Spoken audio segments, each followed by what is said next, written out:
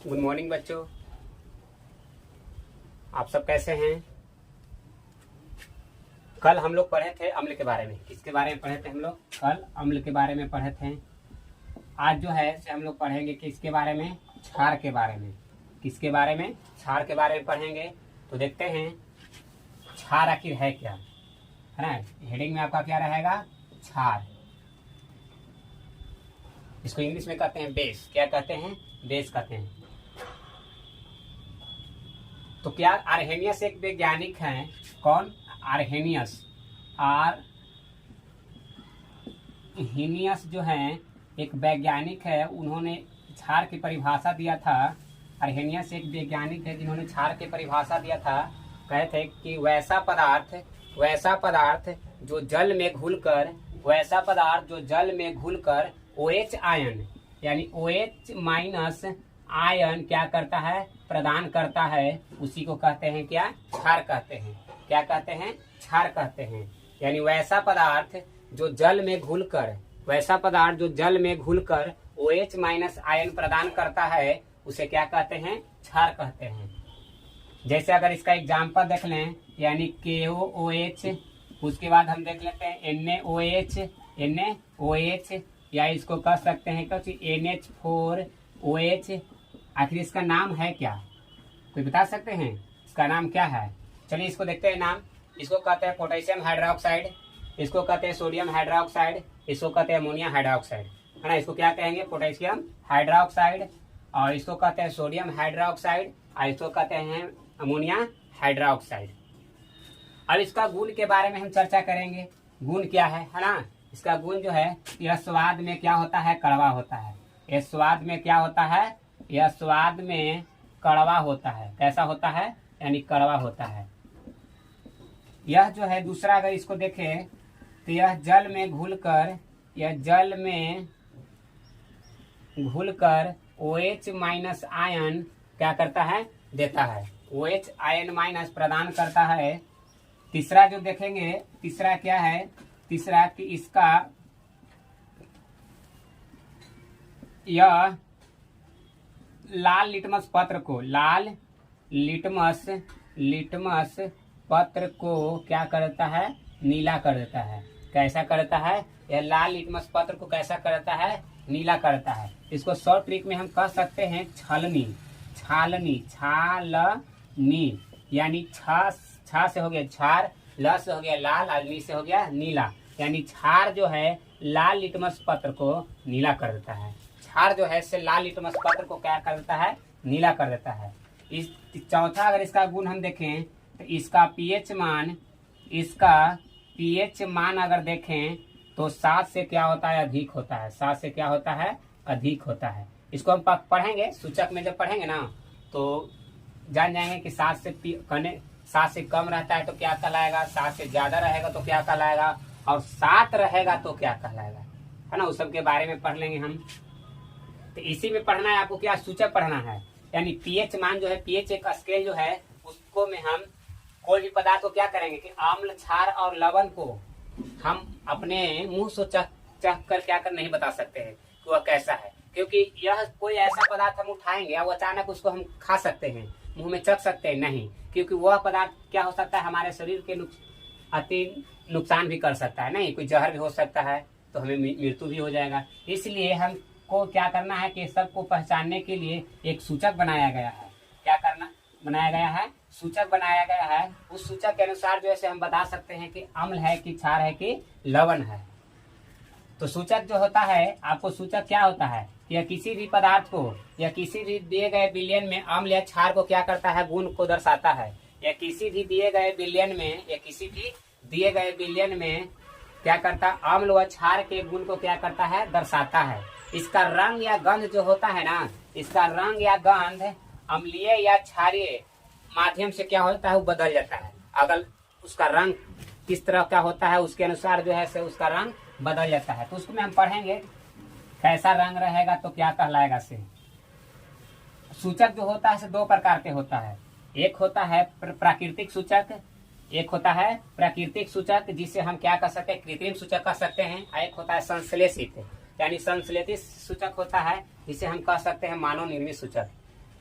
अति प्राकृतिक सूचक क्या होता है कि वैसा अति सूचक जो पेड़ पौधों से, वैसा सूचक जो पेड़ पौधों से क्या किया जाता है यानी प्राप्त किया जाता है, उसे क्या कहते हैं हम प्राकृतिक सूचक कहते हैं।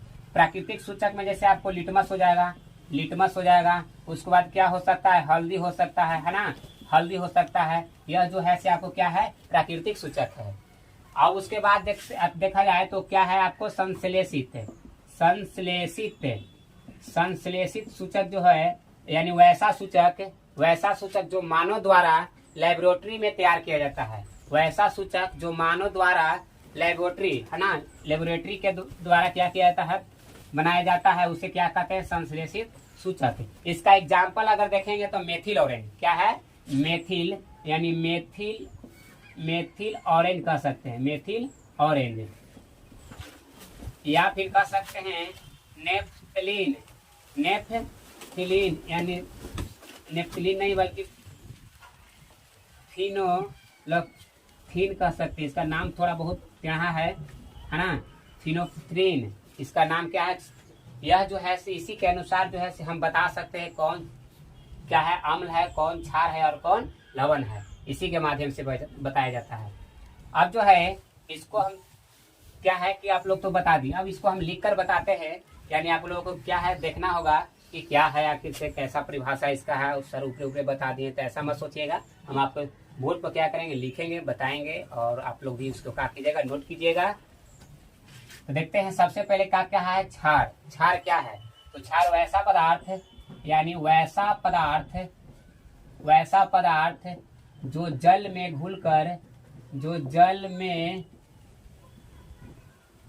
घुलकर OH माइनस आयन प्रदान करता है, OH आयन माइनस क्या करता है प्रदान करता है, उसे क्या कहते हैं, उसे सूचक कहते हैं। उसे क्या कहेंगे हम, उसे सूचक कहते हैं। उसे क्या कहते हैं सूचक, सॉरी उसे क्या कहते हैं क्षार कहते हैं। क्या कहते हैं क्षार कहते हैं। जैसे एग्जाम्पल देख लेते हैं, अभी हमने बोर्ड पर लिख के दिखाया था कि NaOH, उसके बाद होता है कोची KOH, उसके बाद हम देख सकते हैं और क्या हो सकता है यानी अमोनिया हाइड्रोक्साइड, इसको क्या पढ़ेंगे सोडियम हाइड्रोक्साइड, इसको क्या पढ़ेंगे पोटेशियम हाइड्रोक्साइड, इसको क्या पढ़ेंगे अमोनिया हाइड्रोक्साइड पढ़ेंगे। अब जैसे हम लोग पढ़े थे क्या इसके बारे में, सूचक अति के बारे में, गुण के बारे में है ना, कि इसका क्षार का आखिर गुण क्या है। इसका गुण जो है पहला अगर देखें तो यह इसका स्वाद जो होता है, इसका स्वाद कड़वा होता है। कैसा होता है, कड़वा होता है। इसका स्वाद कैसा होता है, कड़वा होता है। दूसरा देखेंगे यह जल में घुलकर OH माइनस आयन प्रदान करता है। उसके बाद तीसरा जो देखेंगे इसका pH मान 7 से अधिक होता है। इसका pH मान 7 से क्या होता है अधिक होता है। इसका pH मान क्या होता है 7 से अधिक होता है। चौथा जो है यह लाल लिटमस पत्र को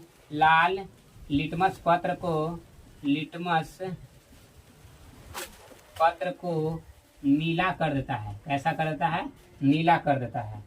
यह लाल लिटमस पत्र को नीला कर देता है। इसको हम ट्रिक में समझने के लिए बताए थे छालनी, है ना।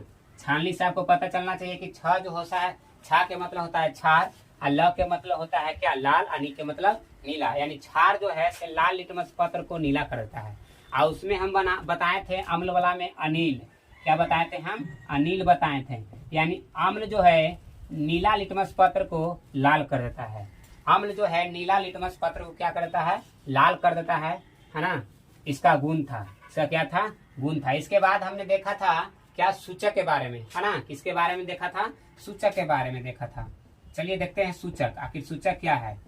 सूचक जो है किसी दिए गए विलयन, किसी दिए गए किसी दिए गए बिलियन में अम्ल या क्षार की उपस्थिति को क्या करता है? उपस्थिति को दर्शाता है। उपस्थिति को क्या करता है? दर्शाता है। इसका रंग जो है, इसका रंग या गंध, इसका रंग या गंध अम्लीय या क्या हो सकता है? क्षारीय। इसका रंग या गंध अम्लीय या क्षारीय माध्यम से अति माध्यम में क्या होता है? बदल जाता है, बदल जाता है ना। सूचक क्या है कि किसी दिए गए बिलियन में अम्ल या क्षार की उपस्थिति को दर्शाता है। यह क्या करता है कि अगर कोई हम बिलियन लेंगे, उसमें क्या करेगा कि उसको मैं क्या करते उस बिलियन में हम डालेंगे तो क्या पता चलेगा, है ना। कोई बिलियन लेंगे और उस बिलियन को क्या करेंगे, उसमें हम डालेंगे तो अम्ल या क्षार की उपस्थिति को क्या करता है? दर्शाता है। तो दर्शाएगा तो कैसा रहेगा? इसका रंग में हो सकता है या तो इसका गंध में हो सकता है। अम्ल या क्या है, आप जानते होंगे कि गंध है ना। तो गंध आपको अजीब तरह से लगेगा या रंग में उसको परिवर्तन हो सकता है।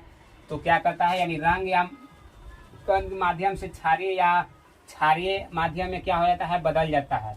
यह क्या है? सूचक के बारे में। और हमने बताया था कि सूचक जो होता है 2 प्रकार के होता है। कितने प्रकार के होता है? आप इसको स्क्रीनशॉट कर लीजिए, उसको बाद मिटाते हैं ऊपर से।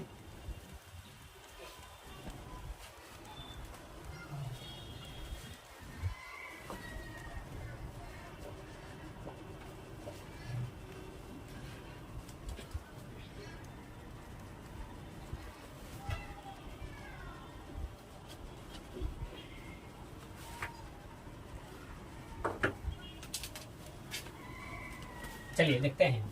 अब जो देखते हैं कि सूचक जो होता है वह कितने प्रकार के होता है। सूचक जो होता है वह कितने प्रकार के होता है, उसके बारे में अब हम देखेंगे। सूचक जो होता है बाबू, यानी सूचक कितने प्रकार का होता है? 2 प्रकार के होता है। सूचक 2 प्रकार के होते हैं। सूचक जो होता है 2 प्रकार के होते हैं। पहला जो आपको है, पहला क्या हो जाएगा? संश्लेषित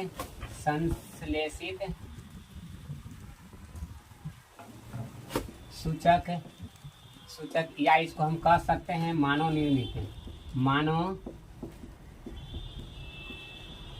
निर्मित सूचक। दूसरा जो है आपको, दूसरा है प्राकृतिक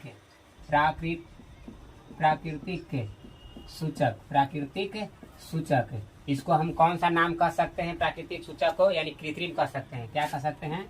यानी कृत्रिम सूचक कह सकते हैं। अब दोनों के बारे में हम जानेंगे कि संश्लेषित सूचक क्या है, प्राकृतिक सूचक क्या है। तो पहला देखते हैं, यानी संश्लेषित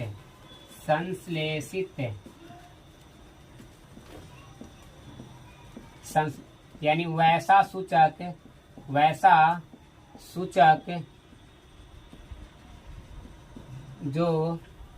सूचक जो मानव द्वारा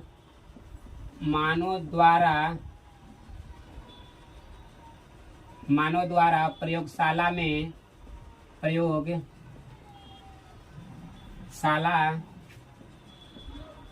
बनाया गया हो, उसे क्या कहते हैं? उसे हम कहते हैं आपको क्या? संश्लेषित या मानव निर्मित सूचक कहते हैं। जैसे एग्जाम्पल हो गया आपको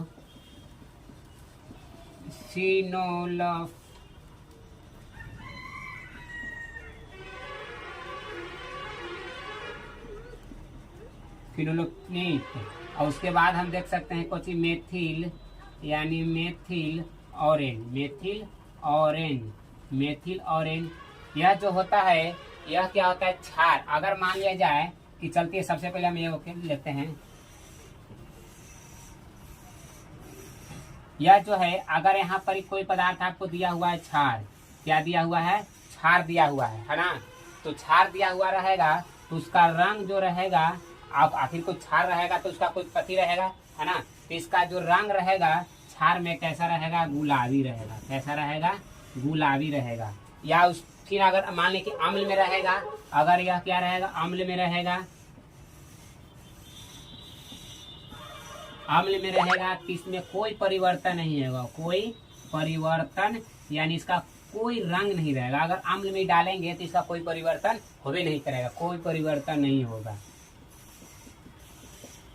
तो जब कोई परिवर्तन होगा तो हम तो नहीं पहचान सकते हैं। अगर हम फिनोल्फिनीन ले लेते हैं, अगर हम क्या करते हैं, अम्ल में डालते हैं तो इसका कोई रंग में परिवर्तन नहीं होगा, तो हम नहीं कुछ कर सकते हैं कि अम्ल है कि क्षार है। या इसको फिर हम किस में, क्षार में डालकर देखेंगे, है ना, तो उसका रंग जो है इससे कैसा हो जाएगा, इसका रंग अगर उस विलयन में हम डालेंगे तो उसका रंग जो है से गुलाबी हो जाएगा, तो क्या कहलाएगा, आपको क्षार कहलाएगा। या अगर दूसरा देखते हैं मेथिल ऑरेंज देखते हैं, तो इसको भी समझते हैं क्षार और क्या अम्ल के बारे में, है ना, क्षार और अम्ल में। अगर इसमें क्या रहेगा, अगर हम क्षार में मेथिल ऑरेंज को क्या करते हैं, अगर क्षार में डालेंगे तो इसमें कोई परिवर्तन होवे नहीं करेगा, है ना, कि इसी का उल्टा हो जाता है, यानी कोई परिवर्तन नहीं होगा, कोई परिवर्तन नहीं होता है। और जब अम्ल में इसको डालेंगे तो कैसा हो जाएगा, लाल हो जाएगा, इसका रंग क्या हो जाएगा। तो आपसे पूछेगा तो मेथिल ऑरेंज को अम्ल में मेथिल ऑरेंज का रंग जो होता है अम्ल में कैसा होता है, तो लाल होता है, और फिनोल्फिनीन को क्षार में इसका रंग कैसा होता है, तो गुलाबी होता है।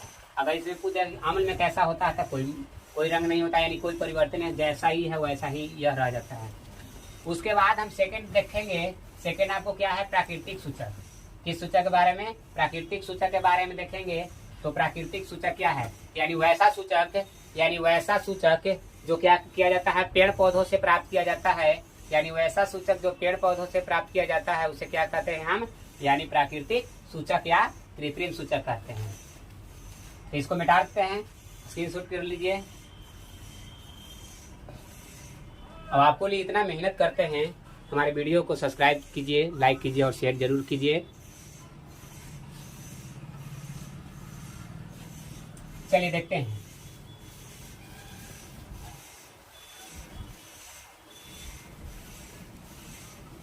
क्या था, कृत्रिम सूचक। दूसरा क्या था बाबू, यानी कृत्रिम सूचक के बारे में, कृत्रिम सूचक के बारे में था, यानी वैसा सूचक जो पेड़ पौधों से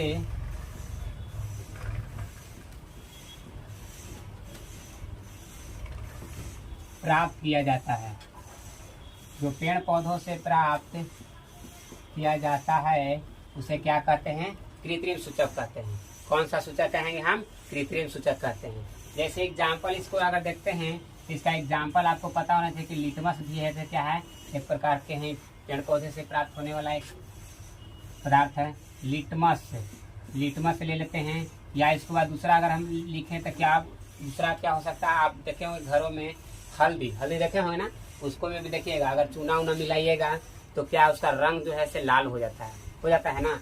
ये भी क्या है, हल्दी जो है से आपको कहाँ मिलता है, पेड़ पौधा से मिलता है।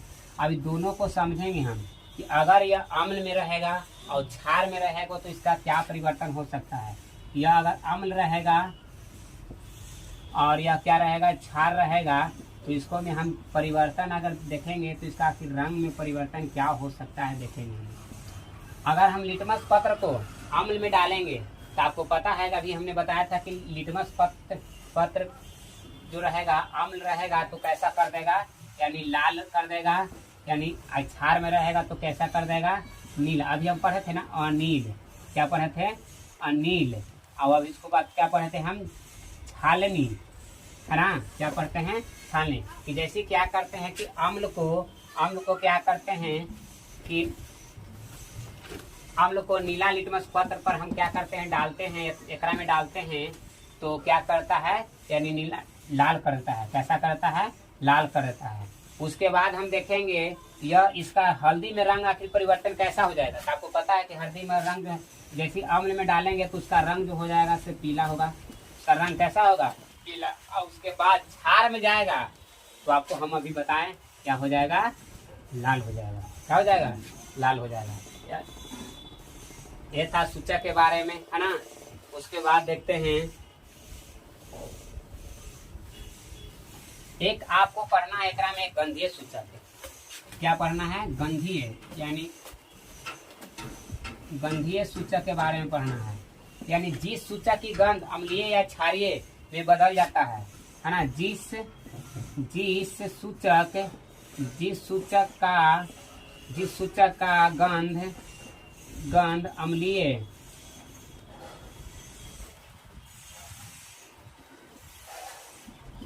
या क्षारीय में क्या हो जाता है? बदल जाता है। क्षारीय में बदल जाता है उसे क्या कहेंगे? गंधीय सूचक। जैसे आप देखे होंगे प्याज का रस, है ना। क्या देखते होंगे? प्याज का रस। प्याज का रस अगर यहाँ पर क्या है? अम्ल लेते हैं। यहाँ पर क्या लेते हैं? अम्ल लेते हैं। यहाँ पर क्या लेते हैं? क्षार ले लेते हैं। और यहाँ पर कोई पदार्थ ले लेते हैं, जैसे प्याज का भी हमने रस बोला। प्याज का रस, वैनिला, क्या है? वैनिला। उसके बाद लौंग का क्या हो जाएगा? अगर तेल। अगर तीनों पदार्थ को अगर हम क्या करते हैं? चेक करते हैं कि अम्ल में कैसा होता है और क्षार में कैसा होता है, तो देखते हैं। यह जो है प्याज का रस जो होता है ना, क्या अम्ल में जैसे आ जाता है तो तीक्ष्ण क्या रहेगा? यानी तीक्ष्ण गंध रहेगा और इसमें कोई परिवर्तन नहीं होगा। कोई परिवर्तन नहीं होगा। कोई परिवर्तन नहीं होता है। और कहता है कि वैनिला को क्या करते, जब अति अम्ल में जैसी जाता है तो क्या हो जाता है आपको? यानी समान रहता है, यानी कोई इसका परिवर्तन नहीं होता है। और इसमें जो होता है से कोई परिवर्तन आपको नहीं होगा। और लौंग का तेल भी करते हैं तो कैसा रहता है? समान ही रहता है। कैसा रहता है? समान ही रहता है। और इसको में भी कोई परिवर्तन आपको नहीं देखने को मिलेगा। यह था एक गंधीय सूचक के बारे में। अब जो है से हम अम्ल व क्षार के रसायन हम लोग देखेंगे। क्या अम्ल या क्षार के रासायनिक गुण देखेंगे। अम्ल या क्षार के रासायनिक गुण। तो पहला जो है, जब क्या करते हैं अम्ल को, है ना, क्या करते हैं पहला कि जब अम्ल को धातु के साथ अभिक्रिया कराया जाता है। अभिक्रिया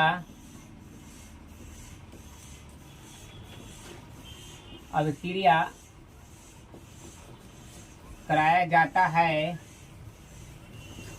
तो वह लवण तथा हाइड्रोजन गैस मुक्त करता है। क्या कर रहा है एकरा में कि जब अम्ल को धातु के साथ अभिक्रिया कराया जाता है। हम हेडिंग में लिखे हैं कि अम्ल या क्षार के रासायनिक गुण आखिर क्या है। तो पहला है, जब अम्ल को धातु के साथ अभिक्रिया कराया जाता है तो वह लवण तथा क्या करता है? हाइड्रोजन गैस मुक्त करेगा। जैसे एग्जाम्पल अगर हम देखें, सबसे क्या कर रहा है कि यहाँ पर एक लेते हैं अम्ल। क्या लेते हैं? अम्ल लेते हैं। और अम्ल को हम क्या कर सकते हैं? यानी धातु के साथ क्या करेंगे हैं? अभिक्रिया कराएंगे। धातु के साथ क्या करेंगे? अभिक्रिया कराएंगे तो क्या बनेगा? वो लवण बनेगा। और क्या बनेगा? हाइड्रोजन गैस क्या करेगा? मुक्त करेगा। हाइड्रोजन गैस बाहर निकालेगा। जैसे एग्जाम्पल देखते हैं, यानी हाइड्रोक्लोरिक अम्ल को क्या करते हैं कि जिंक के साथ ही हम क्या करते हैं? अभिक्रिया कराते हैं तो बनेगा Zn, यानी क्या बनेगा? यानी यहाँ पर क्या है? ZnCl2, यानी ZnCl2 आप प्लस क्या बनेगा? आपको हाइड्रोजन गैस आपको क्या करेगा? मुक्त करेगा, है ना। हाइड्रोजन गैस मुक्त करेगा। यह था अम्ल के साथ धातु को अभिक्रिया। अब जो है उसके बाद हम देखेंगे क्या करेंगे। उसके बाद हम देखेंगे दूसरा कि जब क्षार को जब क्षार को धातु के साथ क्या करते हैं, धातु के साथ अभिक्रिया कराया जाता है, अभिक्रिया कराया जाता है, तो वह लवण तथा क्या करेगा, हाइड्रोजन गैस मुक्त करता है। इसको भी यही है, आपको क्या करेगा, यानी यहाँ पर एक क्षार लेते हैं, क्या लेते हैं, क्षार लेते हैं, और यहाँ पर क्या रहेगा, आपको धातु रहेगा, क्या रहेगा, धातु। तो दोनों को अभिक्रिया कराएंगे तो क्या बनेगा, लवण बनेगा, और क्या करेगा, हाइड्रोजन गैस मुक्त करेगा। इसका एग्जाम्पल हम देखेंगे, यानी NaOH को, NaOH क्या है, यानी क्षार है, और इसको हम क्या करेंगे कि अभिक्रिया कराएंगे किसके साथ है, Zn के साथ, किसके साथ है, यानी Zn के साथ करवाएंगे अभिक्रिया, तो क्या बनेगा, यानी Na2Zn ZnO2 आप प्लस क्या करेगा कि हाइड्रोजन गैस मुक्त कराएगा, है ना। जब क्या करता है, क्षार है, NaOH सोडियम हाइड्रोक्साइड जो है, क्या करते हैं, हम एग्जाम्पल लिए थे ना अभी हम NaCl हाइड्रोजन में, यह क्या है, क्षार है। आपको NaOH को यानी सोडियम हाइड्रोक्साइड को जिंक के साथ क्रिया कराया जाता है, तो क्या बनेगा, आपको Na2ZnO2, और क्या करेगा, यह H2 गैस मुक्त करेगा। ये था आपका, इसको अम्ल या क्षार के साथ क्या है, अम्ल या क्षार के रासायनिक गुण किसके साथ है, धातु के साथ। अब देखते हैं कि अम्ल और क्षार आपस में क्या करें, एक दूसरे को अभिक्रिया कराएंगे, अम्ल और क्षार को एक दूसरे के साथ अभिक्रिया कराएंगे तो क्या बनेगा। तो जैसे अम्ल और क्षार आपस में अभिक्रिया करेगा तो लवण बनता है, क्या बनता है, लवण बनेगा। जैसे क्या करेंगे कि अम्ल और क्षार को आपस में अभिक्रिया कराएंगे तो क्या बनता है, लवण का निर्माण होता है। इसका हेडिंग क्या है कि अम्ल व क्षार की, है ना, क्या है इसका हेडिंग, अम्ल व क्षार के एक दूसरे के साथ अभिक्रिया, एक दूसरे के साथ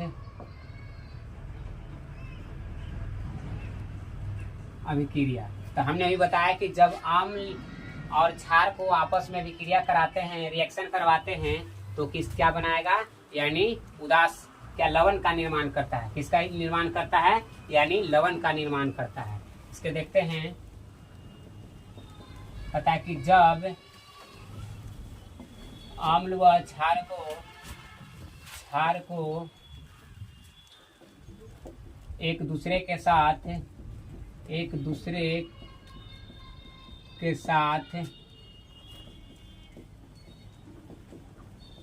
अभिक्रिया कराया जाता है तो उसका जो है, उसका क्या होता है, उसका गुण जो होता है ना, उस समाप्त हो जाता है। उसका गुण, जब अम्ल व क्षार को एक दूसरे के साथ अभिक्रिया कराया जाता है तो उसका गुण समाप्त हो जाता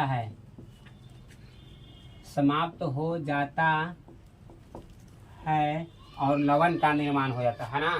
तथा क्या करता है, समाप्त हो जाता है ना, क्या हो जाता है, समाप्त हो जाता है तो उसका गुण समाप्त हो जाता है और लवण तथा जल का निर्माण करता है।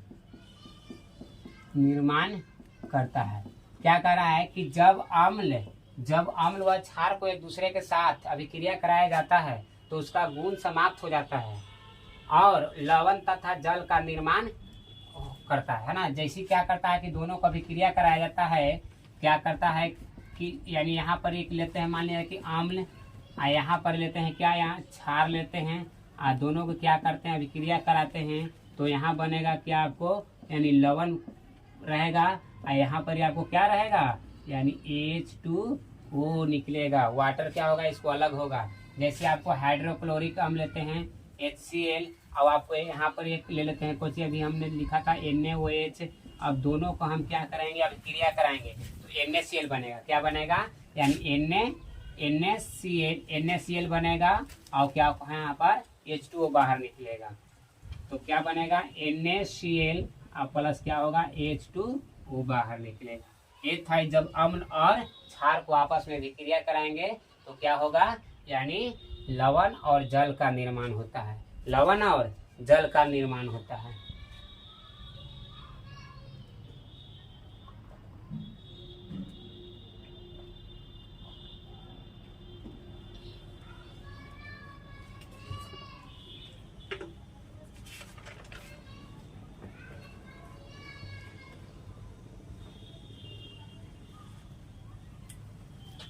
आप जो देखेंगे इसका हेडिंग जो है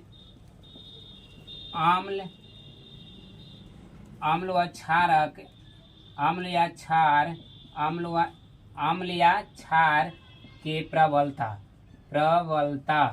अम्ल या क्षार के क्या देखेंगे, प्रबलता। या किसी क्षार अति, यह किसी क्षार के अम्ल की प्रवणता अति उसके द्वारा उत्पन्न H आयन और H प्लस आयन और OH माइनस आयन पर क्या करता है, उसके सांद्रता पर निर्भर करेगा। किस पर करेगा, उसके सांद्रता पर निर्भर करता है। चलिए लिख कर इसको बताते हैं। तो क्या कहता है यह कि किसी क्षारीय व अम्लीय की प्रबलता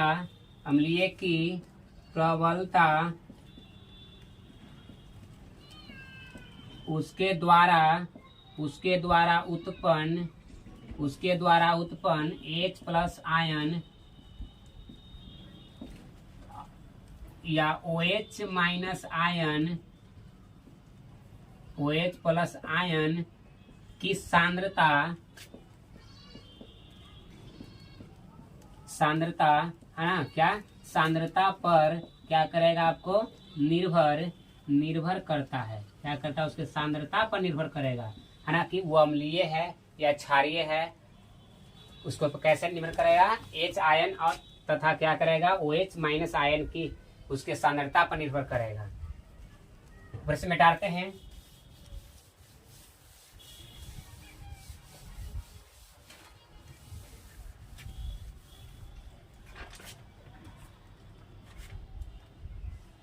अब जो है इसे देखेंगे कि सार्वभौमिक सूचक के या सार्वत्रिक सूचक है ना, क्या देखेंगे कि सार्वत्रिक सूचक के बारे में देखेंगे। यह अनेक सूचक का निर्माण होता है। अगर देखें इसको में हम क्या, इसका हेडिंग अभी रहेगा सार्वत्रिक, यानी सार्वत्रिक सूचक है। सार्वत्रिक सूचक के बारे में देखेंगे तो यह अनेक सूचक का क्या होता है, यह अनेक सूचक का निर्माण करता है। यह जो है यह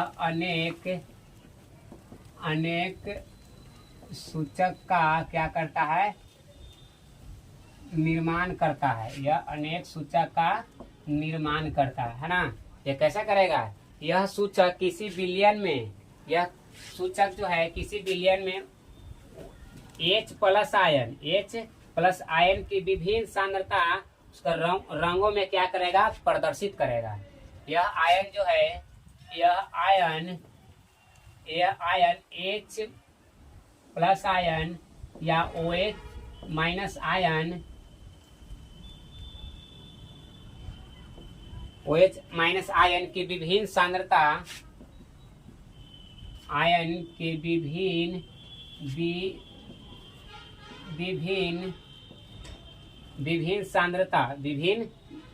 सांद्रता के रंगों में प्रदर्शित करेगा। विभिन्न सांद्रता के रंगों में क्या करेगा, रंगों में परिवर्तन करेगा। रंगों में परिवर्तन करेगा, है ना। विभिन्न रंगों में क्या करता है, परिवर्तन करता है।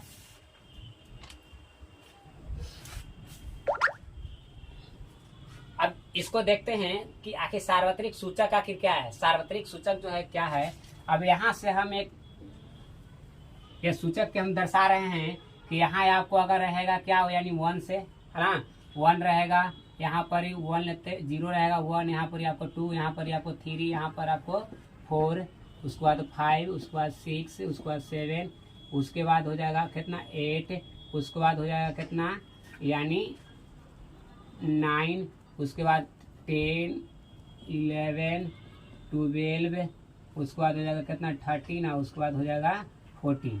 यह जो है आपको पता होना चाहिए कि जिसका पीएच मान, यह पीएच स्केल है, क्या है पीएच स्केल को हम दर्शा रहे हैं कि जिसका पीएच मान क्या होता है 7 से कम होता है, 7 से क्या होता है कम होता है, वह कैसा रहेगा अम्लीय रहेगा, अम्लीय रहता है। कैसा रहता है, कैसा रहता है अम्लीय रहता है। और जिसका मान 7 से ज्यादा रहता है, 7 से ज्यादा रहता है, उसका जो गुण रहेगा कैसा रहेगा यानी क्षारीय रहेगा। कैसा रहेगा क्षारीय रहेगा।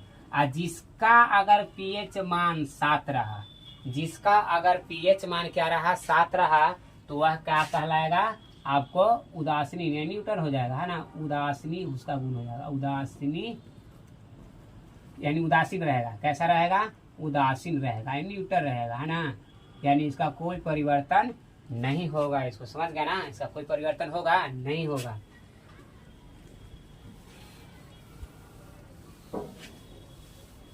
अगर इसको हम देखें कि जिसका पीएच मान अगर क्या रहेगा यानी 7 के बराबर रहेगा, जिसका पीएच मान 7 के बराबर रहेगा, है ना, जिसका पीएच मान 7 के क्या रहेगा बराबर रहेगा, तो क्या रहेगा उदासीन रहेगा। क्या रहेगा उदासीन रहेगा, हम यहाँ भी लिखे हैं।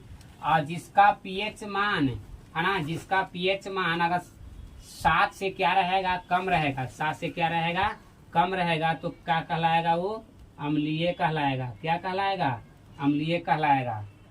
जिसका पीएच मान 7 से क्या रहेगा कम रहेगा, और जिसका पीएच मान 7 से अधिक रहेगा, 7 से अधिक रहेगा तो क्या कहलाएगा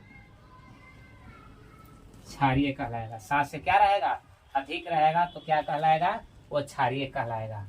अब जो है सिर्फ देखेंगे कि पीएच मान का हमारे दैनिक जीवन में क्या क्या इसका महत्वपूर्ण है ना उपयोग है। तो यह जो है पीएच मान का उपयोग जो है हमारे दैनिक जीवन में बहुत सारे है। जैसे हम खेती करते हैं तो खेती करने के लिए मिट्टी का पीएच मान जो होना चाहिए, है ना, उसके अलग अलग होना चाहिए। अगर पीएच मान नहीं रहेगा सही तो उपज क्या होगा अच्छा नहीं होगा। हमारे मुंह का पीएच मान 5 कितना से यानी 5.5 से कम होता है तो हमारा दांत जो होता है क्षय होने लगता है, यानी अम्लीयता बढ़ जाता है। अम्लीयता बढ़ने से क्या होता है हमारे दांत की क्षति होने लगता है, वो क्या होता है झड़ने लगता है, टूटने लगता है। तो ये सब हमारे दैनिक जीवन में क्या है इसका उपयोग है। तो इसको देख लेते हैं हम कि हमारे दैनिक जीवन में जो है इसका आखिर उपयोग क्या है। हमारे दैनिक जीवन में पीएच मान का आवश्यक या महत्व। तो इसको पहला अगर देखेंगे हमारे